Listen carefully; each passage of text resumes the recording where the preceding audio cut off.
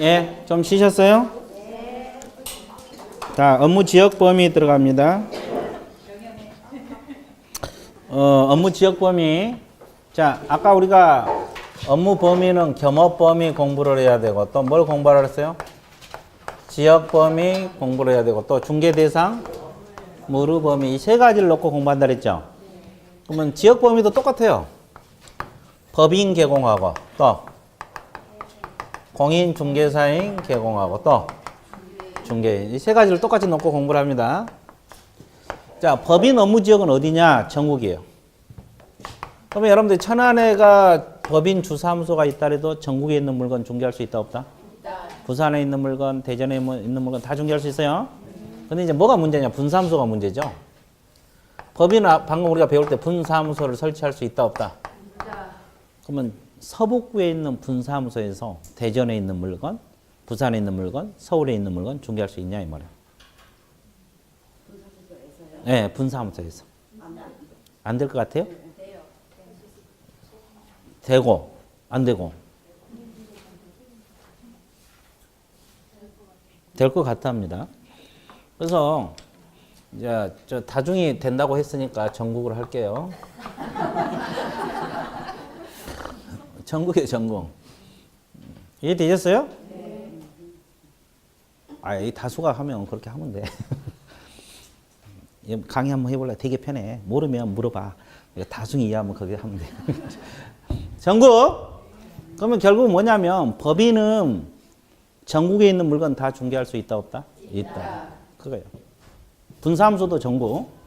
그러면 특수법인 있죠. 지역농협 같은 거. 그러면 천안에 있는 지역농협이 전국에 있는 물건 중개할 수 있을까? 이 특수법인 업무죠. 서북구의 지역농협이 부산에 있는 물건, 대전에 있는 물건 중개할 수 있을 것 같아요? 아, 이것도 전국이에요? 네. 다 전국이에요. 물론 이제 그 지역농협은 농지만 하도록 되어 있거든요. 그러니까 농지 전국 어디 있는 농지든 다 중개할 수가 있어요. 이해되셨어요? 그러니까 지역 범위는 법인은 무조건 뭐다? 전국. 분사무소가 됐건 특수법인이 됐건 무조건 전국. 여기도 전국이에요. 공부할 것도 없죠. 근데 누가 문제예요? 중개인이 문제야. 이제 업무 지역 범위는 뭐 중개인만 공부하면 돼 사실. 나머지 다 전국이니까. 근데 여기는 원칙적으로 어디? 사무소 소재지 관할 시군구입니까? 시도입니까? 시도입니다. 시도할 때 시는 특별시하고 어디를 말해? 광역시를 말하는 거예요. 별도 말이 없더라도. 그죠? 그러면 자 분석 들어갈게요. 이게 뭘 것 같아요? 이거 한번 맞춰보세요. 구체적으로. 지역인데 어느 지역?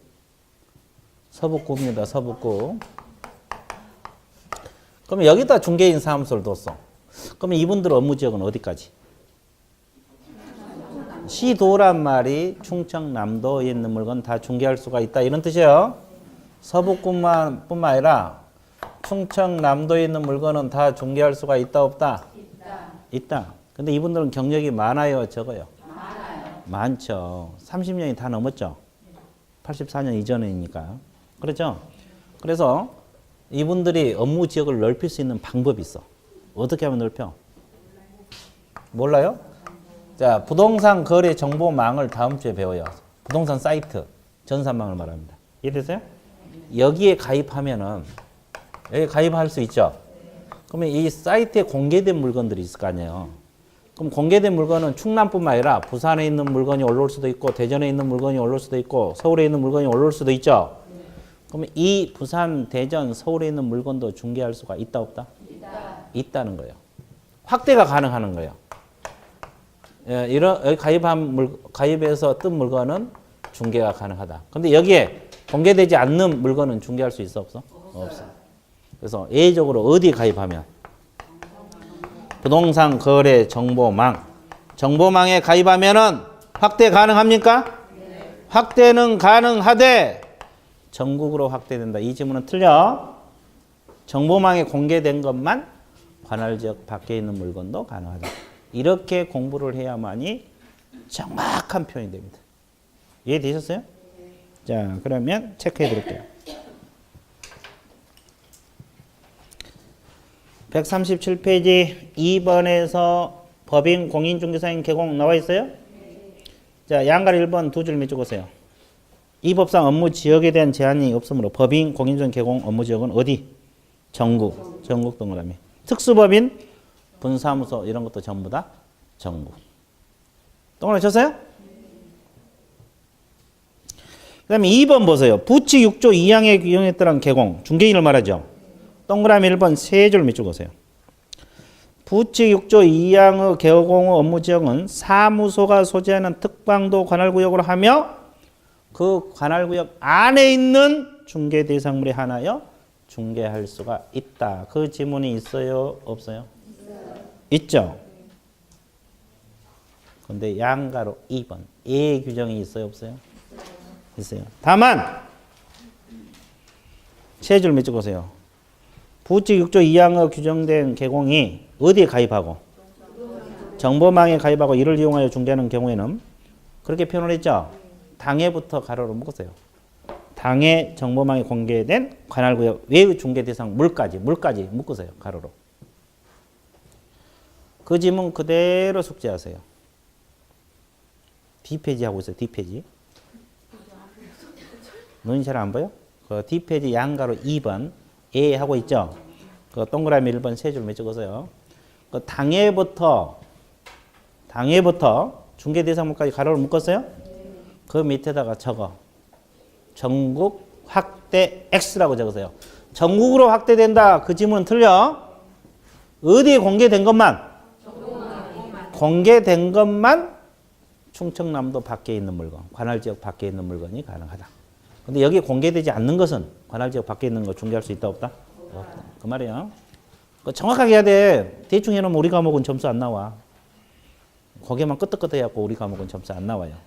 이해됐어요? 정확하게 해야 되고 꼼꼼하게 해야 돼. 우리 과목은. 중개사법은 그래. 그 다음에 이제 그 정도 할게요. 자, 그래서 업무 지역 범위 정리 끝났죠? 다시 정리할게요. 법인하고 공인중개사인 개공 업무 지역은 어디? 중개인은 사무소, 소재지관을 시도입니다. 그런데 어디에 가입하면? 정보망에 가입하면 정보망에 공개된 것은 관할지역 밖에 있는 물건도 중개할 수 있다 없다? 있다. 끝. 끝났어요? 네, 위반하면 업무정지 사유가 됩니다. 자, 그래서 일단은 그 정도 정리하고 이제 뭐 공부하러 들어가야 돼요? 중개 대상? 물. 자, 칠판 보세요.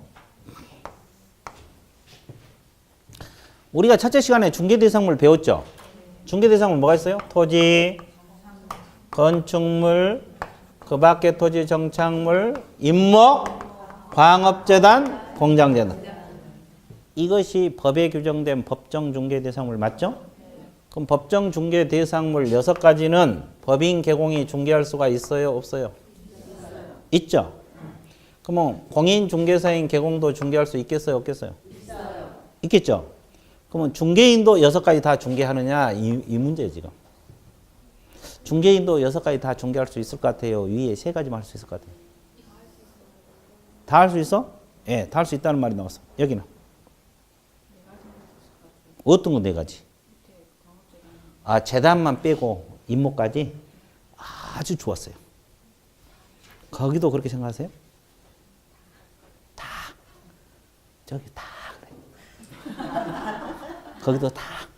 네, 다랍니다. 다 할 수 있대요. 나도 처음 알았는데 다 할 수 있대. 그래서 개공 종류 불문하고 물건 범위는 차등이 있다 없다? 없어. 다 할 수 있어. 똑같이. 그래서 거기 양가로 1번의 두 번째 줄. 양가로 1번의 두 번째 줄. 모든 개공은 그렇게 표현을 했죠. 그럼 중개인도 들어가. 뭐 없이? 차등 없이 동그라미 중개 대상물을 중개할 수 있다. 그런 표현이 있어요? 없어요? 있어요. 이해되셨어요? 차등 없이. 뭐 없이? 차등 없이. 그 지문 반드시 기억하라. 반드시. 됐어요? 그 다음에 법인 그러면 항상 따라붙는 것이 무슨 법인? 특수법인. 그럼 특수법인, 지역농협이 이거 다 할 수 있을까? 토지 중에서 농지만. 이게 이거 다 할 수 있어 없어? 없어. 그 첫째 주로다. 해당 법률에서 규정된 것만 할 수 있다. 특수법에는 해당 법에서 규정된 거. 그러니까 지역농협은 농협협동조합법에서 농지만 하도록 규정하고 있으니까 농지만 하는 거야. 이해됐어요? 그러면 이런 거 다 중개할 수 있다 없다? 없다. 특수법에는 관련 법에서 규정된 것만 할 수 있다고. 이해되셨어요? 예. 자, 끝났어요? 안 끝났어요? 끝났어요. 자, 그래서 업무 범위는 겸업 범위, 지역 범위, 중개 대상 무료 범위 몇 가지를 공부했어요? 세 가지. 그 중에서도 가장 중요한 것이 겸업, 그리고 이제 지역 범위, 물건 범위는 크게 공부할 거 없잖아요. 그렇죠? 그래서 이제 겸업 범위를 좀 신경 써 주시면 되겠어요. 이해되셨어요? 예, 그래서 이제 끝. 업무 지역, 업무 범위 끝났어요. 그럼 뭐하러 공부하러 들어가야 돼? 고용인. 고용인도 하나씩 분석할게요.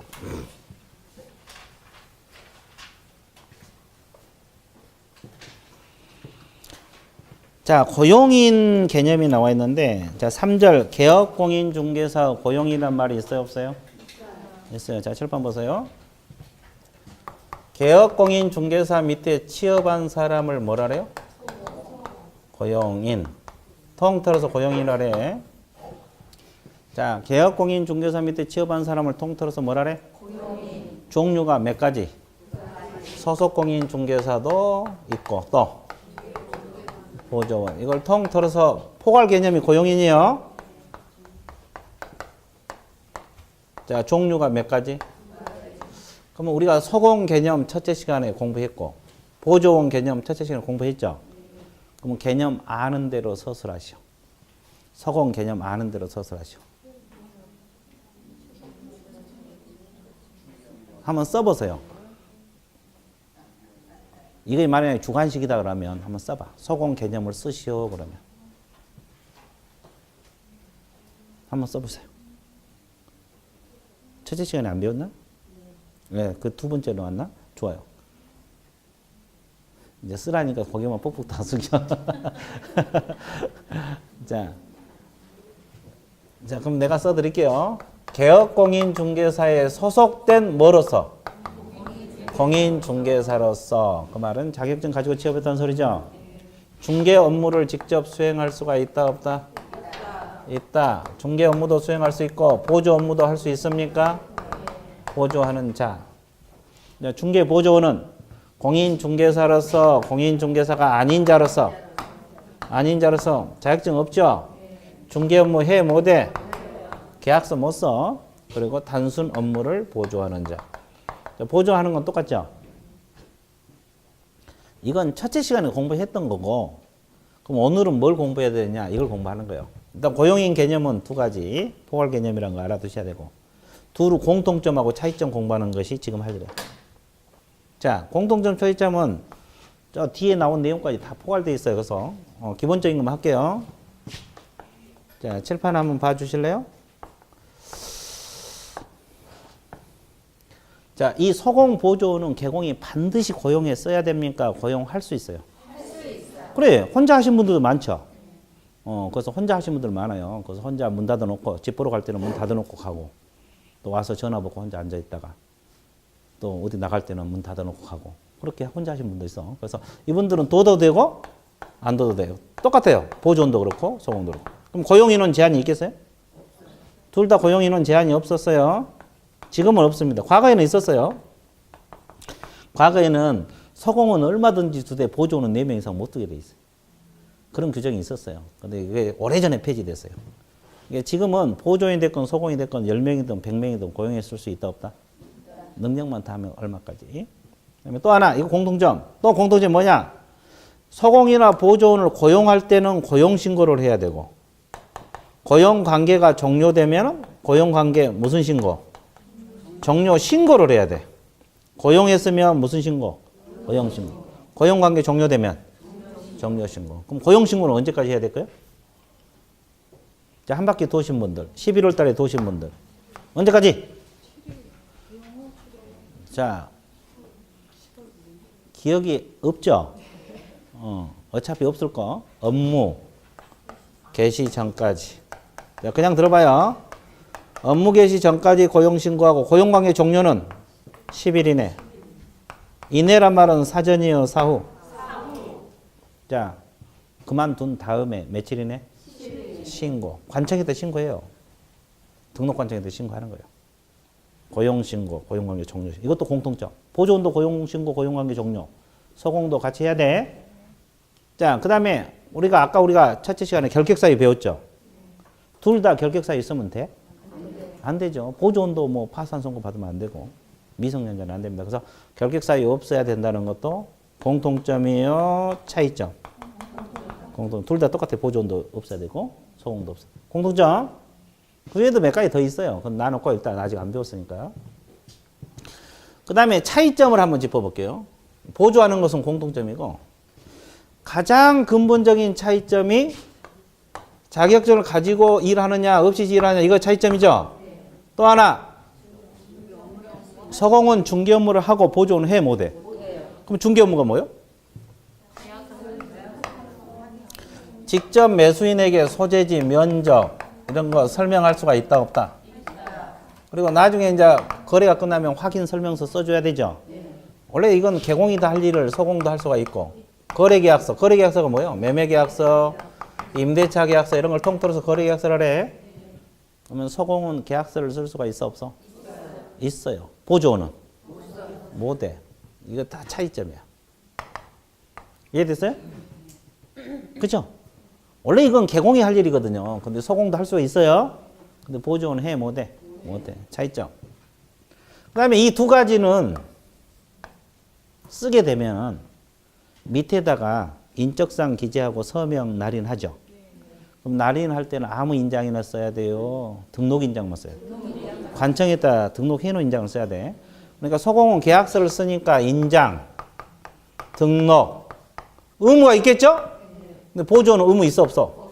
그 이유는 계약서 안 쓰니까. 그죠? 하나만 더 할게요. 그러면 소공이 이 개공 사장하고 같이 일을 했어. 중개 업무를 같이 했거든요. 그럼 계약서에 개공만 서명 및 날인해야 될 거예요? 소공하고 같이 해야 될 거예요? 같이 하도록 돼 있어. 같이 일을 했으면 같이 하고 개공 혼자 있으면 혼자 하면 되는데 같이 했으면 같이 해야 돼. 그러면 개공하고 같이 서명 및입니다. 및 날인 의무가 있어요. 개공하고 같이. 근데 보조는 서명 날인할 의무가 있어 없어? 없어요. 이해됐어요? 이런 거의 차이점. 하나만 더 할게요. 그리고 우리가 이 앞뒤에 배울 때 개공이 등록하러 가기 전에 무슨 교육을 받아야 돼? 실무교육. 그럼 소공도 실무교육 받을까? 받을까 안 받을까? 받아야 돼요? 예, 받게 돼 있어요. 과거에는 안 받았는데 작년부터 받게 돼 있어요. 그래서 이거 실무교육을 받아야 돼. 근데 보조원은 직무교육을 받도록 되어 있어요. 실무교육이 아니라 무슨 교육? 소공은 실무교육. 보조원은 이런 걸 받게 됐어요. 저 실무교육, 직무교육은 저 뒤에 교육 파트에서도 배워. 그 내용을 전반적으로 배우니까 일단 그 정도. 이해되셨어요? 이런 건 차이점에 들어갑니다. 여기까지. 공통점, 차이점 공부했어요? 그리고 고용이 누구다? 감 잡았어요? 밑줄 그어 갈게요. 자, 139페이지. 고용인에서 1번 고용인의 및 종류 있어요? 두 번째 줄 후단 고용인 유형 밑줄 보세요. 고용인 유형은 세 번째 줄 소공하고 중개 보조원이 있다. 거기만 밑줄 보세요. 소속 공인 중개사하고 중개 보조를 통틀어서 뭐라 그래? 고용인. 통틀어서 뭐다? 고용인. 자, 큰 2번으로 내려갑니다. 양가로 1번 첫째 줄 두 번째 줄 밑줄 고용의 임의성. 자, 개공 후 고용인 고용은 의무사항은 아니다. 의무사항은 아니다는 말. 고용 인원에 대한 제한도 있다 없다? 없다. 그래서 한 명을 고용했으든 10명을 고용했으든 100명을 고용했으든 전혀 관계가 없다. 이해됐어요? 자, TP 넘어가세요. 자, 양가로 2번 제목이 뭐예요? 자, 동그라미 1번 두 줄 밑줄 그어야 돼. 세 줄. 개공, 소공. 개공은 소공 보조를 고용한 경우 언제까지? 자, 고용신고는 업무개시 전. 밑줄 보세요. 그다음에 고용관계 종료는 10일 이내. 신고 동그라미. 등록관청의 신고. 그럼 신고는 누가 해야 돼요? 사장이 하는 거예요. 사장이 고용했으면 고용신고, 고용관계 종료됐으면 종료신고를 해 주셔야 돼. 그럼 보조원도 신고를 해야 되고 소공도 신고하라 이 말이야. 그래서 공통점이야. 이해됐어요? 자, 오른쪽 페이지로 넘어옵니다. 양가로 3번. 제목 나와 있어요? 교육이수 이건 차이점입니다. 자, 주어 동그라미. 소공은 첫째 주로 단 실무교육 동그라미. 실무교육이고 동그라미 2번. 보조원 주어 동그라미 두 번째 줄 직무교육. 보조원은 무슨 교육? 직무교육. 1년 이내 이런 건 신경 쓰지 마세요. 자, 뒤에서 나오니까. 교육 파트에서 나오니까. 이해됐어요? 자, 그래서 이건 차이점이에요. 지금 그 141쪽은 전부 차이점이에요. 141페이지 나와 있죠? 그건 다 차이점들이에요. 그래서 소공은 무슨 교육? 보조는? 직무교육. 그럼 이제 이거 밑줄으로 갈 거예요. 앞쪽에 있는 거. 자, 큰 3번에서 양가로 1번. 큰 3번에서 양가로 1번. 제목이 뭐예요? 자, 동그라미 1번 세 줄 밑줄 보세요. 현행법 해석상 소공은 개공 업무를 보조할 뿐만 아니라 주요 업무도 수행할 수 있는 것으로 보인다. 나와 있죠? 따라서 소공은 확인설명서 작성, 거래계약서 작성 등 중개 업무를 수행할 수가 있다 없다? 있다. 밑줄. 동그라미 2번 세 줄 밑줄. 그리고 확인설명서 거래계약서에 개공과 함께 서명 및 날인할 의무도 있다 없다? 있다. 자, 인장 등록 의무, 서명 날인 의무, 이런 거 중개 업무 다 밑줄 긋잖아요.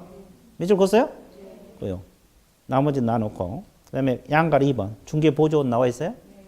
보조는 밑줄 안 긋어도 돼. 지금 긋은 거 정반대야. 지금 위에 밑줄 긋은 거 있죠? 정반대라고 생각하시면 돼요. 밑줄 긋든 안 긋든 보조는 서명 날인 못하고 직무교육 받아야 되고 인장 등록 의무 있다 없다? 없다. 중개 업무 한다 못한다? 못한다. 그런 내용이 쭉 있어요 없어요? 있어요. 일단 그 정도만 했어요. 그 외에도 몇 가지 있는데 저 뒤에서 나온 내용들이에요. 뭐 비밀 준수랄지 이런 거 뒤에서 나온 것은 일부러 생략했어요. 이해됐어요? 예. 그래서 이제 일단 그 정도 정리. 고용인 끝. 자, DP 넘어가 보세요. 쭉. 자, 144쪽. 144쪽 보고 있어요? 네. 자, 144쪽은 제목이 뭐예요?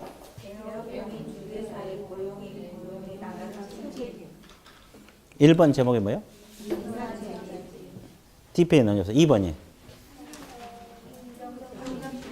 3번이 오, 책임 몇 개가 있어? 3개. 근데 이제 책임은 직원이 사고 쳐버리면 누가 사고 쳐버리면? 직원이 사고 쳐버리면 결국 개공이 3가지 책임을 질 수도 있고 그중 일부만 책임을 질 수도 있고 그렇습니다. 이해되세요? 그 책임 문제가 그 내용이야. 그래서 3가지 책임. 무슨 책임? 민사 책임. 이건 돈으로 배상하는 거 줄여서 무슨 책임? 손해배상 책임. 또 하나가 무슨 책임? 행정 책임. 이것은 등록 취소 업무정지 이런 거. 그 다음에 또 하나가 형사 책임. 이것은 양쪽 다 벌을 받는다 그래서 양벌 규정. 이렇게 표현합니다. 자, 직원이 사고 처벌을 했을 때 개공이 지는 책임이 셋 다 질 수도 있고 셋 중 일부만 질 수가 있어 없어? 있어요. 그래서 민사 책임이라는 건 돈으로 배상한 거. 그다음에 행정 책임이라는 것은 직원이 사고 치면 개공이 등록 취소나 업무정지 당할 수 있다는 거. 이해됐어요? 형사 책임은 직원이 징역 또는 벌금 받으면 사장인 개공도 벌금형이 부과될 수 있다는 거. 양벌 규정이라 그래. 이해됐어요? 이런 책임을 질 수가 있다 없다? 있다. 그래서 이 행정 책임하고 형사 책임은 지금 못 해요. 이건 벌칙을 대충 알아야 되거든요. 그래서 이건 나중으로 미루고 오늘은 민사 책임만 설명을 드릴게요. 1, 2월 달에는. 이해됐어요? 예, 그리고 이제 한 바퀴 돈 다음에 3, 4월 달은 행정 책임, 형사 책임. 이래야 부드럽게 갈 수가 있어요. 이해됐어요? 예. 자, 오늘은 민사 책임만 설명할 건데 어디로 보고 있으면 돼요? 아니, 칠판을 보시면 돼. 144편은 좀 이따 볼 거예요. 내가 밑줄 그을 때만 볼 거예요. 이해됐어요? 자, 어디를 보고 있으면 돼? 1, 2월 달은 민사 책임만 합니다. 자, 계곡 밑에 취업한 사람을 누구라 그래요? 소공하고 보조원 통틀어서 고용인이라고 할게요. 소공이 될 수도 있고 보조인이 될 수도 있죠. 통틀어서 고용인. 그 다음에 이건 누구냐? 매수 의뢰인. 이해됐어요? 매수 의뢰인. 그러면 계공이 주로 중개 업무를 하지만은 소공도 중개 업무는 할 수가 있죠. 근데 이 고용인들이 고의가 됐건 과실로 됐건 과실이 있건 중개행위를 하다가 손해를 끼치는 경우가 발생할 수도 있어 없어? 있어요. 그래서 이제 이 사람이 집을 샀는데 손해가 얼마가 발생했느냐? 1억이 발생했다고 가정을 해봐. 얼마가 발생했어요? 1억. 왜? 하자 때문에. 그래서 고용인이 다 해서 집을 샀는데 하자 때문에 1억이 손해가 발생했다 가정을 해봐. 그럴 수도 있죠. 그럼 이 사람은 화가 나왔나? 나. 그러면 이 고용인에게 직접 손해배상 1억을 청구할 수 있느냐? 이 문제가 제기되죠. 있겠어요? 없겠어요? 자, 사장 밑에 있는 직원이 중개행위를 하다가 해서 이 사람의 물건을 샀는데 하자 때문에 1억이 발생했다. 그러면 피해 의뢰인은 직접 직원에게 1억이라는 손해배상을 청구할 수 있느냐? 이 말이죠. 있을 것 같아? 없을 것 같아? 개공한테만 청구할 수 있어? 그러면 고용인한테 없다는 소리네? 예, 그렇게 대답하면 돼. 그게 아니고 직접 가능합니다. 사고 친 사람한테 손해배상 안 하면 누구한테 하겠어요? 그렇죠? 당연히 청구할 수 있어요. 그러니까 직접 손해배상을 청구할 수 있다 없다? 가능해. 근데 이 사람이 돈이 없어. 그렇죠? 돈이 없으면 받아내기 쉬워 어려워? 아무리 법에서 배상하라 했다도 돈이 없으면 받아내기 어렵잖아요. 그렇죠? 그래서 우리 법에서 뭐라 그러냐? 고용인의 업무상 행위는 누구 행위로 본다? 이 사람 업무상 행위는 계공 행위로 본다.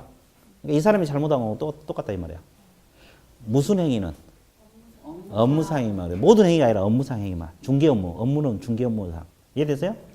그러면 이게 중개 업무냐 아니냐 애매모호한 것들이 있죠. 그것은 어떻게 해야 돼? 판례를 공부하는 수밖에 없어. 아니 이 사람한테 물어보면 중개 업무 같다 하고 저 사람한테 물어보면 중개 업무가 아니다고 대답하고 애매모호한 것들 있잖아요. 그런 것은 판사가 이건 중개 업무다고 판결 내렸으면 중개 업무, 판사가 아니라 그랬으면 아니라고 우리는 공부하는 수밖에 없어요. 왜? 견해가 다 나눠지니까. 이해됐어요? 그래서 업무상 행위 애매모호한 것은 판례를 공부해야 되고 일단 이 사람 행위는 이 사람 행위로 봐. 그럼 계공이 사고 친 거하고 똑같죠. 그래서 이 피해자는 직접 계공에게도 1억 원이란 손해배상을 청구할 수가 있다 없다? 있다는 거지. 이해됐어요? 동시에 청구할 수 있어. 동시에. 그럼 동시에 청구하면 각각 얼마씩? 5천씩 청구하겠어요. 각각 1억씩 청구할 것 같아요. 자, 아까 1억이 손해 발생했잖아요. 그러면 양쪽에 청구 가능하죠? 동시에 청구할 때 얼마씩? 5천씩 1억 1억씩? 5천씩? 이렇게 생각을 해봐. 5천씩 청구한다고 가정을 해볼게요. 그러면 여기는 돈이 있어서 배상을 해줬어. 5천 원. 예를 들어서 여기는 돈이 없으면 배상 못 해주죠. 이 사람 보호돼? 안 돼? 안 되죠. 그러니까 각각 얼마씩? 1억씩. 그렇다고 2억 받는다는 뜻은 아니야. 어느 쪽에서든 받으면 끝나. 이해됐어요? 그리고 먼저 고용인에게 청구하고 못 받을 때만 나한테 청구하라 이렇게 다 할 수 없어. 그러니까 피해자는 직접 계공에게 먼저 들어가도 돼요. 이해되셨어요? 선택적으로도 청구할 수 있어. 선택적으로 청구하면 돈 많은 쪽에 청구하면 되겠죠. 그래서 동시에 청구할 때 각각 지는데 이 둘이 연대 책임을 진다래요. 연대 책임. 이걸 부진정 연대라 그래요. 우리가 이제 민법을 배우다 보면 진정 연대, 부진정 연대 있는데 그 신경 쓰지 말고 두 관계는 무슨 연대다? 부진정 연대 책임 관계다. 각각 청구할 수 있다 없다? 있다. 그 말이에요. 그 다음에 또 하나 알아둘 것이 뭐냐면 그러면 계공에게 청구해서 계공이 1억을 배상을 해줬어. 그러면 계공은 누구 때문에 1억을 배상해 준 거예요? 고용인 때문에 배상해 줬잖아요. 누가 사고 쳤어? 그러면 계공은 고용인에게 직접 갚아라. 이걸 구상이라는데 구상권. 구상한다는 말 들어보셨죠? 내가 갚아줬으니까 나한테 갚아라. 이런 구상권을 행사할 수 있을 것 같아요? 있어 없어? 있어요. 구상권. 물론 이제 이 사람이 돈이 없으면 못 받는 거지. 그렇죠? 일 시켜야지 평생. 그렇죠? 이해됐어요? 구상이 가능해. 그러면 직원 때문에 개공이 지는 책임이 있죠? 과실 책임이라고 해석해야 돼요? 무과실? 무과실입니다. 여기서 무과실 책임인데 여기서 무과실이라는 것은 과실이 없어도 책임을 진다 이 말이죠.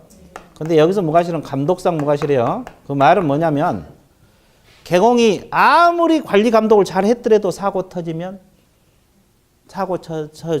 책임을 져야 돼, 안 져야 돼? 감독을 잘했건 잘못했건 무조건 개공은 책임져야 돼. 그러면 개공은 빠져나갈 길이 있어 없어? 없어. 직원 사고 치면 이 사람은 무조건 손해배상 져야 돼. 빠져나갈 길이 없는 거야. 감독을 못해도 잘해도 책임을 져야 되니까. 감독상 무과실이야. 감독상 무과실. 이해됐어요? 감독을 잘했건 잘못했건 무조건 책임을 져야 돼. 이해됐어요? 그러면 결론은 뭐예요? 직원을 잘 둬야 돼, 잘못 둬야 돼? 잘 둬야 돼. 사고 치면 빠져나갈 길이 없는 거야. 근데 민법은 안 그래. 민법에서는 이 사람이 감독 잘하면 이 사람은 책임이 없어. 감독을 못했을 때만 사장이 책임진 거예요. 민법에서는 그래. 이해되셨어요? 근데 우리 중개사법은 감독을 잘했건 잘못했건 사고 터지면 책임이 있어 없어? 그래서 민법에서는 과실 책임, 감독하는데 과실 있을 때면 책임. 우리 중개사법은 무슨 책임? 감독을 잘했건 못했건 무조건 책임져야 돼. 이해되세요? 그럼 민법 규정하고 중개사법이 서로 저촉되고 있죠 지금. 그러면 중개업을 하는 사람에게는 어느 법을 따라 알았어요? 왜? 민법은? 특별법이니까. 중개사법이 민법은 뭐다? 특별법이니까. 그래서 특별법 우선 원칙. 첫째 시간 했잖아요. 그러니까 중개사법이 있으면 서로 저촉될 때는 중개사법 먼저 적용하고 없을 때만 민법이 보충적으로 적용될 수도 있다 없다? 있다. 그 말이에요. 민법에 보면 사용자 책임 규정이 있어요. 그거는 감독 잘 못했을 때만 이 사람이 책임지고 감독 잘하면 사장은 책임 안 져. 근데 우리 중개사법은 사고 치면 무조건 책임져야 돼. 이해됐어요? 그래서 무과실 책임입니다. 여기까지 이해됐죠? 이해됐어요? 이해됐어요? 네. 그러면 하나 더. 개공은 보험이 들어있어 안 들어있어? 들어있어요. 이제 보증기관에 또 보험이 들어있을 거예요. 그럼 피해자는 직접 보험회사에다가 1억 청구할 수 있겠어요? 있어요. 그러니까 결국 이걸 잘 봐봐. 화살표를 봐봐. 피해자는 보험회사 청구하든 개공에게 하든 직원에게 할 수 있어 없어? 있어요. 가능하다는 거지. 그죠? 그럼 가장 받기 쉬운 것이 보험회사겠죠? 그럼 여기다 청구해서 그럼 보험회사에서 1억 해줄 거 아니에요. 보험 1억 들었다면 보증 한도는 해줘. 그럼 보험회사에서는 누구에게 구상 들어가? 개공에게 들어가는 거 직원에게 들어가는 거 아니에요? 보험 든 사람은 누구니까? 개공이니까 여기서 구상 들어가요. 그러면 우리가 보통 보험하고는 같아요? 달라요? 달라. 여기서는 구상이 들어가. 우리 일반 보험은 구상 안 들어오잖아요. 자동차 보험도 보험료만 올라가지 구상 안 들어오잖아요. 근데 여기는 구상이 들어갑니다. 결국은 그러니까 책임을 져야 돼. 이해됐어요? 예, 그래서 이 내용이 무슨 책임? 민사 책임. 그러니까 직원이 사고 치면 사장이 책임져야 돼, 안 져야 돼? 이게 민사 책임이에요. 그리고 이제 행정 형사 책임은 한 바퀴 돌아야 돼. 벌칙과 연결되어 있기 때문에. 이해되셨어요? 그래서 지금 강의 안 할 거예요. 3, 4월 달에 할 거고. 일단 민사 책임만 밑줄 그어 드릴게요. 자, 144페이지 보세요. 144페이지. 민사 책임 가로 안에 무슨 책임? 자, 양가로 1번 첫째 줄 밑줄 보세요. 이게 법 조문이거든요. 15조 2항. 소공 보조는 무슨 행위는? 업무상 행위 동그라미 그를 고용한 개공행위로 본다. 그 지문이 아주 중요한 지문입니다. 법 조문이에요. 그럼 그걸 만약에 시험 낸다면 어떻게 내겠어요? 여러분들이 출제자다라면. 그 한 줄을 가지고 여러분들이 출제자라고 생각해봐. 어떻게 출제를 하겠어요? 자, 이렇게 출제를 할 거예요. 소공 보조는 모든 행위는 개업공인중개사 행위로 본다. 이렇게 출제를 할 거예요. 맞아요? 틀려요? 틀리죠? 모든 행위가 아니라 무슨 행위? 개인적으로 사고 친 것까지 책임져 안 져? 안 져. 직원이 개인적으로 뭐 사기친다든지 이런 거 안 주고 뭐과 관련돼서? 업무라는 것은 무슨 업무? 중개 업무. 중개 업무와 관련해서만 연대 책임을 진다. 이런 뜻이에요. 그래서 모든 행위 이렇게 살짝 바꿔놓으면 틀려버려요. 그리고 거기 보면은 양갈 1번 밑에서 세 번째 줄, 네 번째 줄 따라서 있어요, 없어요? 거기서부터 밑줄 그었어요. 개공은 자신의 고의 과실 없어도 책임을 질 수밖에 없는 무슨 책임 성격을 띠고 있다? 무과실 책임. 무과실 책임이라는 단어 동그라미. 무과실 책임이라는 단어 동그라미. 무과실 책임. 이거요. 무과실 책임. 이해됐어요? 자, 양갈 2번 업무상의가 뭐냐? 뭐 이건 나눠서 이건 판례인데 나중에 하기로 하고. 오른쪽 양가로 3번. 양가로 3번 제목이 뭡니까? 고용인의 부진정 연대 책임 나와 있어요? 동그라미 1번 세 줄 밑줄 그으세요. 고용인의 고의과실 동그라미. 고의과실로 인하여 재산상 손해가 발생한 경우는 개공은 고용인과 뭐해서? 연대 동그라미. 연대하여 손해를 배상할 책임이 있다. 그래서 고용인이 고의가 됐건 과실로 됐건 사고 치면 사장하고 연대 책임진다 이 말이죠. 근데 연대가 무슨 연대냐 이 말이에요. 부진연대. 동그라미 2번 첫째 줄 후단. 부진정 연대 채무란 단어가 나옵니다. 동그라미 2번 첫째 줄 후단. 부진정 연대 채무란 단어가 있어요 없어요? 있어요. 체크하셨어요? 네. 자, TP 넘기세요. 자, 동그라미 3번 두 줄 밑줄 그으세요. 개공이 고용인의 불법 행위로 인해 피해자에게 대신 손해배상을 해준 경우에 구상권 동그라미. 자, 누가 배상을 해줬다 그랬어요? 개공. 개공이 배상해줬죠? 그럼 누구에게 구상? 고용인에게. 구상권을 행사할 수 있다 없다? 구상권 동그라미. 구상권 동그라미 쳤어요? 어떻게? 진하게. 끝났어요. 자, 그래서 이거 지금 밑줄 그었죠? 민사책임. 그래서 피해자는 보험회사는 저 뒤에 나와 뒤에. 보험 파트에서 나오니까 연결을 내가 시켜봐서 그렇지. 이해됐어요? 저 뒤 보험 파트 별도로 나올 거고 지금 이 밑줄 그은 거지. 여기 이 내용을 밑줄 그은 거죠. 이해됐어요? 이 내용을 밑줄 그었어요. 보험은 저 뒤 파트에서 나오는데 같이 매치시켜서 그런 거고. 이해되셨어요? 지금 여기 이 과정을 밑줄 그었다. 자, 다시 정리해 드릴게요. 고용인이 고의든 과실이든 손해 끼쳤죠? 그러면 피해자는 직접 고용인에게 손해배상 1억 청구할 수 있다 없다? 있다. 개공에게 직접 청구할 수 있다 없다? 있다. 그 이유는 이 사람 업무상 행위는 개공 행위로 본다. 이 규정 때문에. 이해됐어요? 네. 그러면 둘이 연대 책임을 지는데 무슨 연대? 부진정 연대. 그러면 개공이 배상해주면 직원에게 구상권 행사할 수 있다 없다? 있다. 그리고 직원 때문에 개공이 지는 것은 과실, 무과실? 무과실. 감독상 무과실 책임 관계다. 이해되셨어요? 예, 보험 파트는 저 뒤에서 나와요. 보험회사에도 청구할 수 있는 거예요. 이해되셨어요? 예, 끝. 끝났죠? 이해되셨어요? 잘 돼요? 그래. 계속 잘 될 거예요. 좋아. 오늘 처음 하는데 잘하고 있네. 자, 이제 행정책임과 형사책임은 나중에 한다 했어요. 이건 벌칙과 관련되기 때문에 한 바퀴 돌아야 돼. 자, DP 넘어가세요. 148페이지. 148페이지. 무슨 등록? 인장 등록 의무하고 사용 의무 있습니까? 자, 이것은 굳이 내가 판서를 안 할 거예요. 판서를 안 해도 밑줄 그으면서 해도 돼요. 이해되셨어요? 그래서 이제 책을 보세요. 제목만 적어놓고 들어갈게요. 인장 등록 의무. 그리고 우리가 부분적으로 조금씩 했고 그랬기 때문에 굳이 판서 안 해도 될 것 같아요. 자, 책 보세요. 인장 등록은 누구만 가능하다고 우리가 배웠어요? 개공하고 소공. 그래서 2번에서 양가로 1번 첫째 줄 밑줄 그었어요. 모든 개공하고 소공. 그 옆에다 적어. 중개보조원 X. 보조원은 인장 등록 의무 있다 없다? 이거 부분적으로 우리가 해왔어 안 해왔어? 해왔잖아요.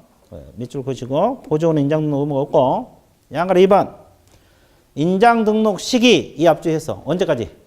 업무 개시 전. 그 중간에 업무를 개시하기 전 동그라미. 첫째 줄 중간. 찾았어요? 근데 앞에 시점은 언제라 그랬어요, 우리가? 이 앞주에 열심히 했잖아요. 신청할 때 같이 할 수 있다 그랬어요. 처분 시부터. 신청할 때 그 네 번째 줄.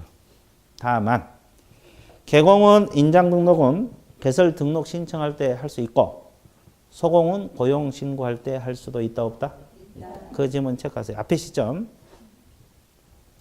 뒤에는 업무 개시 전이고 앞에는 등록 신청할 때 고용 신고할 때 같이 할 수가 있다 없다?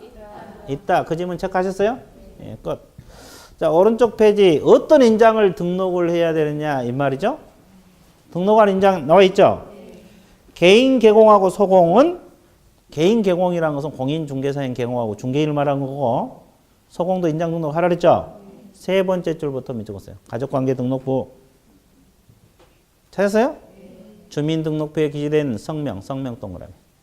성명이 나타난 인장으로서 그 크기가 가로 세로 각각 7mm 이상 30mm 이내의 인장이어야 된다. 그 질문 있어요? 그 질문 있어요? 없어요? 성명이란 말. 7mm 이상 30mm 이내의 인장이란 말. 이해됐어요? 그 다음에 동그라미요. 법인 개공이 있어요? 없어요? 두 번째 줄. 상업 등기 규칙에 따라 신고한 법인 동그라미. 법인의 인장인데 여기서 이제 주의할 것은 이제 시험에 대표자 인장이어야 한다 그러면 틀려. 대표자 인장이라고 했어요. 법인 자체 인장. 자체 인장입니다. 법인의 인장이에요. 법인. 그거 주의해 줘야 되고 또 하나 단서가 있죠. 법인은 아까 분사함수 둘 수 있다 그랬죠. 분사함수도 계약서 쓸 거 아니에요. 그럼 어떤 인장을 등록했어야 되냐? 대표자 인장이 아니에요. 대표자가 뭐 해준 거? 보증하는 인장을 별도로 등록해서 사용할 수도 있다는 거예요. 할 수 있다 동그라미.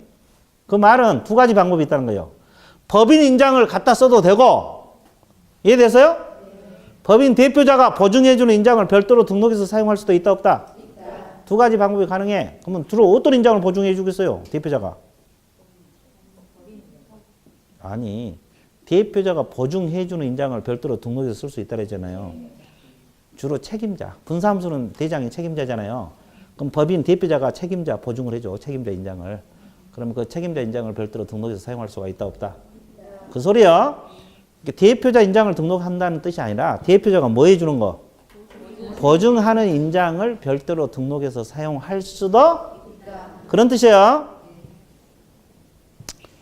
그러니까 법인 인장 갖다 쓰려면 힘들잖아요. 분사함수가 같은 지역에 있으면 관계없지만 이해되셨어요?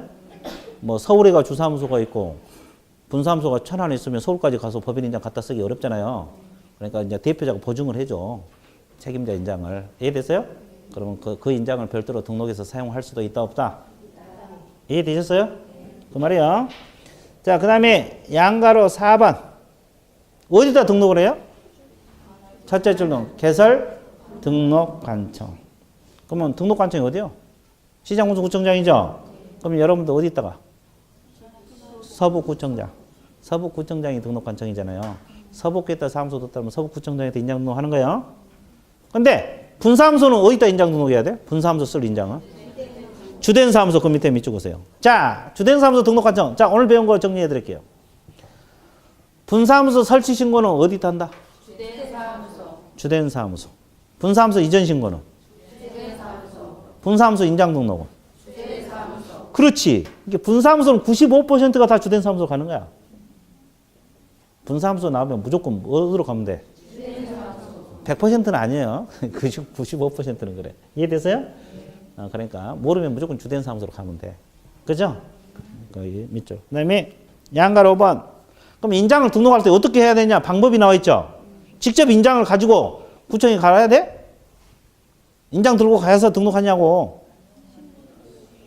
거기 동그라미를 보면서요. 개인들은 어떻게 그러세요? 인장 등록 신고서 밑줄 보세요. 인장 등록 신고서라는 서식이 있거든요. 이 서식에다가 거기 보면 인적사항 적고 종별 적고 밑에가 날인란이 있어요. 거기다 규격에 맞는 인장. 아까 7mm 이상 30mm 이내 인장이 있잖아요. 거기다 날인해서 제출하면 돼. 그럼 날인해서 제출한 것이 등록이 된 거야. 이해되셨어요? 이게 직접 인장을 가져갈 필요는 있어 없어? 없어. 가져가도 거기서 찍어서 제출해야 될 거 아니에요. 이해됐어요? 그러니까 그 뜻이고. 근데 법인은 인감증명서를 제출해야 돼. 그러면 잘 생각을 해봐. 두 가지를. 개인들은 인감증명서 제출한 말이 있어요? 그러니까 개인들은 인감도장이 아니더라도 규격에 맞는 인장만 등록하면 돼. 이해됐어요? 근데 법인은 인감을 등록해야 된다는 거예요? 안 해야 된다는 거예요? 인감을 등록해야 하는 거예요. 인감을. 이해됐어요? 인감증명서 제출하잖아요. 그러니까 법인은 인감도장이 등록이 되는 거고 개인들은 규격에 맞는 인장을 등록하면 된다는 거지. 인감이 아니더라도. 이해됐어요? 끝. 그 다음에 양가리 6번. 제목이 뭐요? 변경. 며칠 이내 변경? 7일 이내하고 등록 동그라미 쓰세요. 며칠 이내? 며칠 이내? 며칠 이내? 며칠 이내? 등록 동그라미. 인장도 등록이란 말을 써요. 자, DP 넘어가세요. 그 다음에 큰 2번 인장 등록 사용, 등록 인장 사용 나와 있죠? 첫째 줄만 밑줄 보세요. 개공, 소공은 중개 행위를 함에 있어서 등록된 인장을 사용해야 한다. 이건 당연한 소리죠? 이걸 쓰라고 인장 등록할 거 아니에요? 그죠? 그럼 인장을 등록했으면 등록 인장 써야 돼, 안 써야 돼? 그거 당연한 소리예요. 그럼 밑줄 그으시고. 그럼 어디다 써야 되냐? 양가리 2번. 양가리 2번에서 동그라미 1, 2, 3, 4, 5 있습니까? 한번 읽어보세요. 1번이 뭐요? 2번. 3번. 4번. 5번. 자, 이거 아직 배웠어요? 안 배웠어요? 안 배워. 다음 주부터 나와. 다음 주부터. 지금 여기 읽었던 거 하나도 배운 거 하나도 없어요. 1, 2월 달에는. 이해됐어요? 이제 다음 주부터 뭐 그런 걸 배워갈 건데 그런 서식에다가 아무 인장을 써야 됩니까? 등록 인장을 써야 돼? 등록 인장만 사용하라 이 말이에요. 안 하면 그 밑에 제재가 나오는데 개공은 업무정지 사유가 되고 서공은 자격정지 사유가 돼. 이해됐어요? 예, 그래서 이제 그런 벌칙은 여러분들 한번 읽어보시고. 인장 등록 끝났어요? 안 끝났어요? 끝났죠? 152페이지 한번 보세요.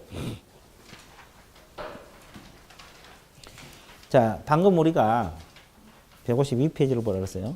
인장등록 신고서라는 단어 밑줄 그었죠? 이게 인장등록 신고서야. 그 제목 보세요. 인장등록 신고서, 변경 신고서 나와 있죠? 이거 인장등록 신고서라고. 이걸 작성해서 하고 저 중간 맨 밑에 첨부 서류 나와 있어요? 등록증 원본, 등록증 원본 동그라미 치시고 그 오른쪽에 보면 등록 인장 인이란 말이 있어 없어? 거기다 날인해서 제출한다 이 말이야. 인장 등록하라고 할 때 여기다가 뭘 해서 날인을 해서 규격에 맞는 인장을 날인해서 제출하면 된다 이 말이야. 이해됐어요? 직접 인장을 가져갈 필요는 없어요. 관청에 가져가더라도 어차피 이거 날인해서 제출해야 될 거니까. 이해되셨어요? 그 말입니다. 그래서 이제 인장 등록 공부해봤어 안 해봤어? 해봤어. 그 다음에 153페이지 5절 제목이 뭐요? 자, 휴업하고 폐업은 그 4페이지가 적혀 있어요. 여러분 교재 한번 봐보세요. 뒷페이지 넘겨보면 몇 페이지? 4페이지 정도 됩니까? 그 책에 몇 페이지 정도 적혀 있어요? 4페이지 넘어요? 4페이지잖아. 4페이지 맞잖아요. 서식 빼고. 실질적으로는 내용 많지 않아요. 엄청 풀어 써놔서 그러지. 이해됐어요? 그러니까 내가 칠판으로 딱 정리할 테니까 머리만 굴리세요. 머리 굴리고 이제 체크하면 끝나는 거예요. 오늘 수업도 끝나. 이해되세요? 네, 조금만 참으면 돼. 진짜요. 휴업 더 하고 싶어요? 그렇죠. 자, 휴업하고 폐업은 어디다 신고를 해야 되냐 이것부터 알아야 돼요. 어디에다가? 등록관청은 시장구수구청장 신고. 일단 신고란 거 알아야 돼. 일단 뭘 알아야 돼? 신고.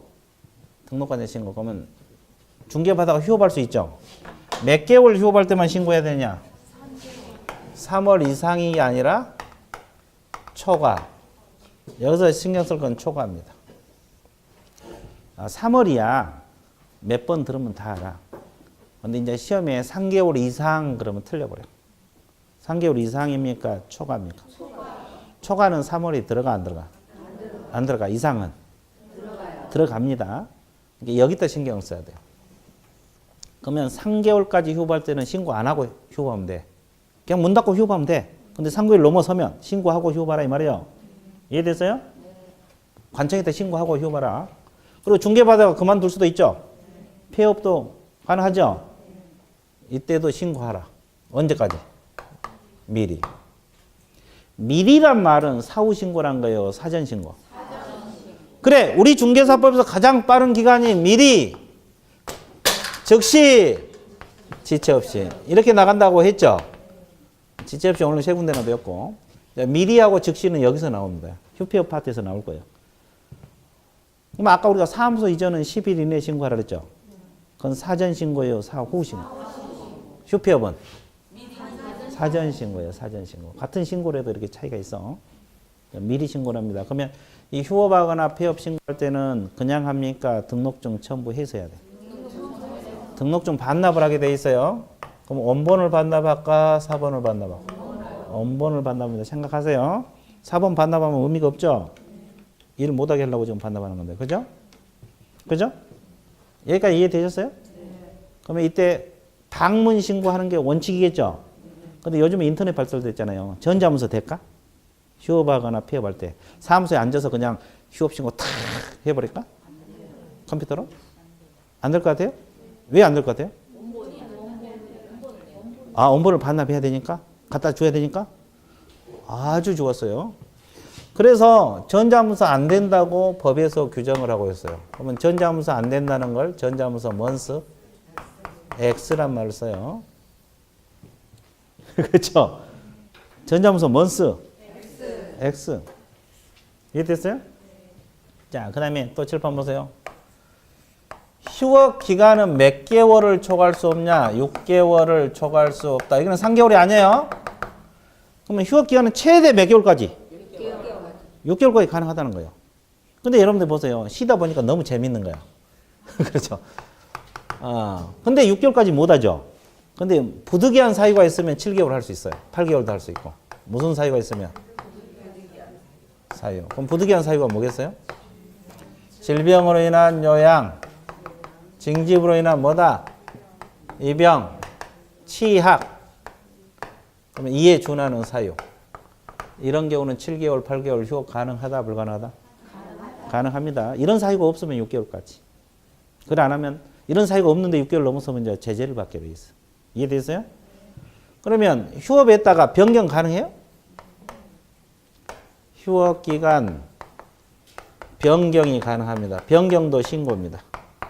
신고인데 언제까지? 미리. 언제까지? 미리. 언제까지? 미리. 이거 전자문서 되겠어요? 네. 돼? 네. 그러면 전자문서 된다는 걸 전자문서 뭐라 그래? 오. 왜 되겠어요? 이건 상식적으로 생각해서. 등록증 아까 이미 반납한 상태죠? 변경은 주로 연장일 거 아니에요. 그러니까 연장하니까 사무실 앉아서 할 수 있겠지. 그렇죠? 네, 변경 신고는 전자문서 가능합니다. 그리고 변경 신고도 무조건 변경 연장한 게 아니라 부득이한 사유가 있을 때 6개월 넘어서서 할 수 있어요. 자, 그러면 다시 또 정리 들어갈게요. 그럼 휴업했다가 다시 영업하는 걸 뭐라 그래요? 재개. 재개도 등록관청에다가 신고를 해야 되는데 재개 신고는 언제까지? 언제까지? 미리. 이것도 미리예요. 그럼 자, 다시 정리할게요. 휴피업도 언제까지? 미리. 변경도? 미리. 재개도? 미리. 합해서? 미리. 3mm. 자, 다시. 자, 휴피업도 언제까지? 미리. 변경도 언제까지? 미리. 재개도 언제까지? 미리. 합해서? 3mm. 그래. 우리 중개사법에서 미리는 여기밖에 안 나와. 가장 빠른 기간. 이해되셨어요? 사전신고. 그러면 왜 재개 신고를 해야 돼? 그 이유. 등록증 돌려받기 위해서 그래요. 아까 반납해놨잖아요. 돌려받기 위해서 하는 거예요. 그럼 돌려받아야지 개시하고 영업할 거 아니에요. 아, 등록증 개시해야 되니까 사무실에. 그럼 언제까지 돌려줘? 즉시. 아까 내가 얘기했지만 미리하고 즉시 여기서 나온다고. 언제까지 돌려줘? 즉시. 돌려줘. 그러면 이건 전자문서 되겠어요? 재개. 안 돼요. 왜 안 된다고 생각하세요? 찾아와니까. 그러면 틀리다 이 말이에요.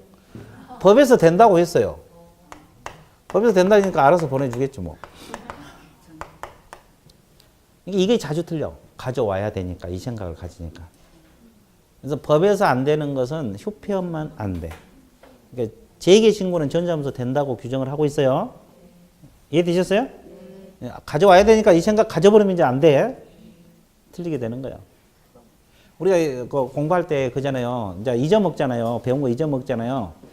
그럼 이제 상식이 동원돼 문제 풀 때. 그러면 이제 틀리게 돼 있어. 이해됐어요? 아, 잊어먹었으니까 이제 상식 동원할 거 아니에요. 그러다 보면 이제 틀린 경우 많죠. 이해되셨어요? 아, 우리가 법을 외우다 보면 상식하고 빗나간 게 많잖아요. 그죠? 그러죠? 자, 그래서 일단 이건 전자문서 돼. 전자문서 된다는 거 알고 있으면 돼요. 자, 끝났어요. 별것도 없죠? 협회 별거 없어. 시험은 매년 나와. 근데 여기서 매년 또 틀리신 분 있어. 그죠? 자, 153페이지 밑줄 그어드릴게요. 휴업신고 나와 있어요? 동그라미 1번 두 줄 밑줄 그으세요. 개공은 몇 월 초과? 어디 동그라미 치러왔어요? 초과. 3월은 당연히 알아야 되고 초과했다 신경 써야 돼. 이상 그러면 틀려버려요. 그리고 두 번째 줄 언제 신고를 했어요? 미리 동그라미 신고. 신고사항이란 거 미리란 말 다 중요합니다. 양가리 2번 보세요. 세 줄 밑줄 긋습니다. 세 줄. 동그라미 1번 세 줄. 자, 휴업 신고를 하고자 하는 자는 휴업 신고서에 뭘 첨부? 등록증 첨부 동그라미. 등록증 첨부. 등록관전 제출. 전자문서는 안 된다. 거기까지 밑줄 긋으세요. 휴폐업 신고는 전자문서 안 돼. 휴업 신고, 폐업 신고. 폐업은 저 뒤에 나와요. 다 방문 신고만 가능하다. 거기까지 밑줄 긋으세요. 자, DP 넘어갑니다. 자, 큰 2번 휴업 기간 첫째 줄 밑줄 몇 개월을 초과할 수 없다. 그러면 여기는 어디 동그라미? 아니 6월에다 동그라미. 여기는 6월. 휴업 기간은 최대 몇 개월까지? 6개월까지 가능하다 이 말이고. 근데 양갈 2번 예가 있어요? 6개월을 초과할 수 있는 경우가 요양, 입영, 치약 이에 준하는 부득이한 사유. 그런 것은 7개월, 8개월도 가능합니다. 그 다음에 큰 3번으로 내려와서 변경신고 나와 있어요? 자, 첫째 줄 후단에 보면 만료되기 전이라는 단어가 있어요? 없어요? 그 밑에 적어서 이것도 미리란 뜻이야. 미리. 사전신고란 뜻이야. 만료되기 전, 미리 다 같은 개념이에요. 변경신고하고 전자문서도 된다. 세 번째 줄 방문신고 전자문서도 된다. 그 질문 있어요? 전자문서 돼. 그 다음에 양가로 2번 재개신고 나와 있어요? 두 번째 줄 언제까지? 미리 재개신고 해야 된다. 두 번째 줄 나옵니다. 미리 재개신고. 재개신고도 언제까지? 재개신고도 언제까지? 그리고 오른쪽 첫째 줄 전자문서도 인정된다는 말이 나와 있어. 방문신고뿐만 아니라 전자문서 인정된다는 말이 있어 없어? 그게 자주 틀린다고. 재개신고도 전자문서 됩니다. 재개신고도 전자문서 된다는 거 알아야 되고. 그 다음 동그라미 2번 등록증 언제까지 발행한다 그랬어요? 즉시 동그라미 즉시 됐어요? 그 다음에 이제 나머지 나눠놓고 큰 2번 폐업 나와 있어요? 2번을 보세요. 2번 폐업 신고에서 동그라미 양가로 1번 다 밑줄 그어야 되는데 자, 등록증 첨부라는 단어 동그라미 미리 동그라미 체크하셨어요? 그 세 번째 전자문서는 안 되고 방문 신고만 가능하다. 밑줄 보세요. 여기 칠판에서는 같이 묶어서 있죠. 왜? 똑같으니까. 휴업도 언제까지? 미리. 폐업도 언제까지? 휴업도 등록증 첨부. 폐업도 뭐다? 등록증 첨부. 그리고 전자문서 안 된다. 똑같잖아요. 그래서 여기서 칠판에서는 같이 묶어서 강의를 한 거고 책은 나눠서 써놨잖아요. 지금. 이해됐어요? 그러니까 똑같은 거예요. 자, DP에 넘기세요. 그 다음에 큰 3번. 큰 3번에서 양가를 보면 협회 통보사항 있어요? 협회 통보는 무조건 다음 달 언제까지? 10일까지인데 휴폐업, 변경, 재개 다 통보사항에 들어갑니다. 관청에서 휴폐업 신고받은 거, 재개 신고받은 거 모아가지고 다음 달 10일까지 협회 통보 들어가요. 이해됐어요? 그리고 이제 제재. 뭐 휴폐업 신고 위반하면 100만 원 이하 과태료. 부득이한 사유 없이 6개월 초과 휴업이면 임의적 등록 취소. 뭐 그런 제재 사항들이 있어요? 없어요? 있어요. 제재는 가볍게 한번 읽어두세요. 나중에 이제 제재 빡세게 할 때가 돌아올 거예요. 이해됐어요? 네, 그렇게 알아주시고. 그래서 TP에 넘겨보세요. 그럼 뭐가 나와요? 문제가 나오죠? 장이 끝났다는 소리죠? 그래서 다음 주에는 165페이지 무슨 계약? 중계가하고 정보망 들어있어요? 그리고 OX 문제 보고 있어요? 그 해답이 다 들어있죠? 그러니까 가볍게 한번 풀어보세요. 해답이 다 들어있고 어렵지는 않습니다. 그러니까 그 자료는 나가는데 파일 처리했다가 보관만 하면 안 돼. 어떤 분들은 파일 처리했다가 예쁘게 보관만 해. 보지를 않아. 과목마다 이렇게 자료는 모아놨는데 안 보신 분들이 있어요. 그때 보세요. 나중에 본다고 모아놓으면 못 봐. 왜 못 본지 아세요? 자료는 계속 나가. 그러면 계속 쌓여. 그러면 양이 많아지면 보기 싫어. 그러니까 그날 나간 것은 그날 해결하세요. 이해되셨어요? 자, 오늘 수업은 어디까지? 예, 수고했습니다.